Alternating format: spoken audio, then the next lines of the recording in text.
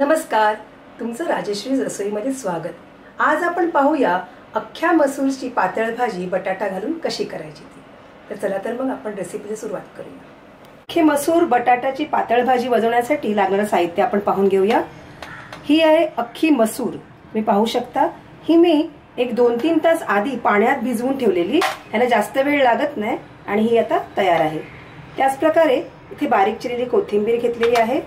ही एक 7-8 पाकळ्या लसणीच्या चिरून ठेवल्या आहे। हा एक मोठा टोमॅटो बारीक चिरलेला, हा आहे कांदा, त्याचबरोबर एक 2 मध्यम आकाराचे बटाटे मी चिरून ठेवले आहेत। हा आहे मालवणी मसाला, हे आहे मीठ, लाल तिखट, हळद आणि तेल आणि पाणी। पण त्याचबरोबर हे एक वाटण आहे जे कांदा खोबरा भाजून तयार केलेलं वाटण आहे। ह्याची मी तुम्हाला लिंक पाठवते आहे, तुम्ही हे लिंक पाहून वापरू शकता। हे मी आधीच तयार केलेलं होतं, त्याच्यामुळे माझा हे भाजी करण्यामध्ये लागणारा जो वेळ आहे तो वाचतो। आणि जर तुम्हाला हे वाटण तुमच्याकडे तयार नसेल तरीही भाजी पातळ भाजी स्वादिष्ट बनू शकते। पण तुम्ही मग तिखट वगैरे तुमच्या ह्याच्यानुसार ते टेस्टनुसार तुम्ही ऍडजस्ट करू शकता। आता आपण भाजी बनवायला सुरुवात करूया। आता ह्या कढईमध्ये तुम्ही पाहू शकता मी 1 टेबलस्पून तेल घातलेलं आहे। जसं माझं तेल तापलं की त्यात मी टाकणार आहे बारीक चिरलेलं लसूण, जो तुम्ही पाहू शकता। त्याचबरोबर इकडे मी एक कांदा चिरून ठेवलेला आहे, बारीक चिरलेला कांदा। लसणी बरोबरच मी हा कांदा टाकत आहे आणि हा आपल्याला छानपैकी परतून घ्यायचा आहे। हे आपण परतून घेऊ।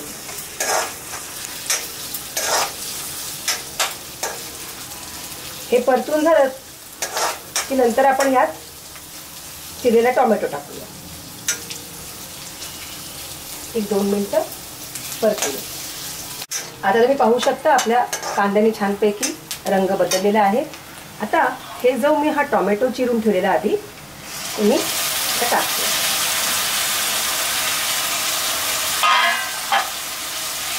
आणि पुन्हा एकदा ह्याला छानपैकी परतून घ्यायचं।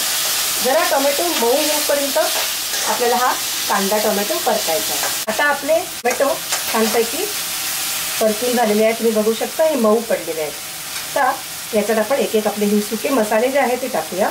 पहिले मी टाकते 1 चमचाभर टीस्पून लाल तिखट, नंतर एक अर्धा टीस्पून हळद पावडर आणि हा मालवणी मसाला 1-1.5 चमचा।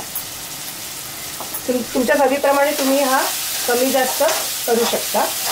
आता जसा आपला हा परतून झाला की मग आपल्याकडे हे जे चिरलेले बटाटे आहेत ते मी ह्यात टाकते आणि थोडीशी कोथिंबीर आता टाकते आणि छानपैकी हे मिक्स करून घेऊया। आणि आपल्याकडे आता ही अख्खी मसूर आहे जी मी धुवून ठेवलेली होती, 1/2 किलोच्या जेमतेम आहे ही छान 2-3 तास आधी भिजवून ठेवली, त्याच्यामुळे ती छानपैकी भिजवून तयार झालेली आहे। आता ह्या घटकेला मी हे चांगलं मिक्स झालं, ह्याच्यामध्ये टाकणार आहे थोडंसं पाणी। तुम्हाला जसं मी आधी सांगितलं तसं तुमच्याकडे जर वाटण वगैरे काही तयार नसेल तर तुम्ही ह्यात पाणी वाढवून पण ही अशी भाजी पण छान लागते।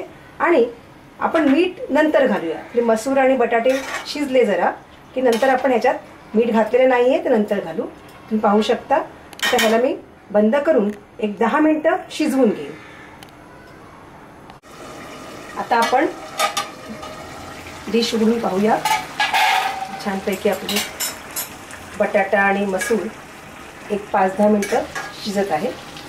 आता आपण यात हा जो मसाला आहे, वाटप आहे, ते मी टाकते। तुमच्याकडे वाटण नसेल तरीही भाजी छान होते। पुन्हा एकदा मी तेच सांगते, भाजी नक्की करून पहा, स्वादिष्ट भाजी लागते। मसूरलाच अतिशय छान चव असते। त्याचबरोबर इकडे मी मगाशी आपण मीठ नव्हतं टाकलं, मी आता मीठ टाकते। 2 टीस्पून जेमतेम मी मीठ टाकलं आहे। तुम्ही तुमच्या चवीनुसार मीठ ॲडजस्ट करू शकता। आणि यात आता पुन्हा मी टाकणार आहे पाणी. 2 ते 3 टेबलस्पून पाणी टाकायचे, कारण आपली भाजी जी आहे ही पातळ भाजी आहे, त्याच्यामुळे ह्याला पाणी लागणार आहे. तर आता मी पाणी टाकलं आहे. तुम्ही तुमच्या पातळ तुम्हाला केवढं पाहिजे त्याप्रमाणे तुम्ही पाणी ॲडजस्ट करू शकता. आता पुन्हा एकदा आपण हे झाकून ठेवूया. 10-15 मिनिटांनी आपली स्वादिष्ट बटाटा मसूर पातळ भाजी तयार होईल. आपली मसूरची पातळ भाजी तयार झालेली आहे. तुम्ही पाहू शकता त्याला छान तवंगही सुटलाय आणि सगळी मसूर आणि बटाटा शिजलेला आहे. आता आपण ह्याला वरून थोडीशी कोथिंबीर घालून गार्निश करूया आणि सर्व करूया. हे तुम्ही पोळीसोबत, भातासोबत किंवा ब्रेडसोबतही हे अतिशय छान लागतं. तर आता आपण सर्व करूया. तर तुम्ही ही अख्ख्या मसूरची भाजी नक्की करून पहा आणि तुमचा काही फीडबॅक असेल तर तोही मला कळवा आणि नक्की लाईक, शेअर आणि सबस्क्राईब करा. धन्यवाद.